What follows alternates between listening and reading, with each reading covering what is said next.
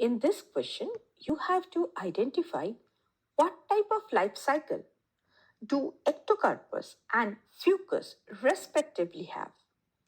Now, ectocarpus, which is a brown algae, exhibits a haplodiplontic life cycle. That is, it has both haploid and diploid multicellular stages.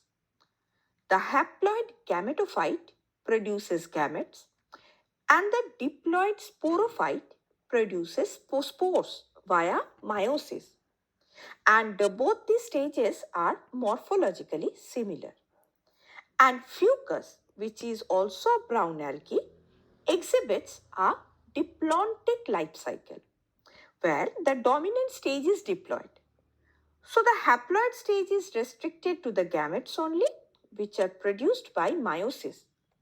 And the diploid zygote grows directly into mature individual without a multicellular haploid stage. Hence, ectocarpus exhibits haplodiplontic life cycle and fucus exhibits diplontic life cycle. Thus, the correct answer is option B.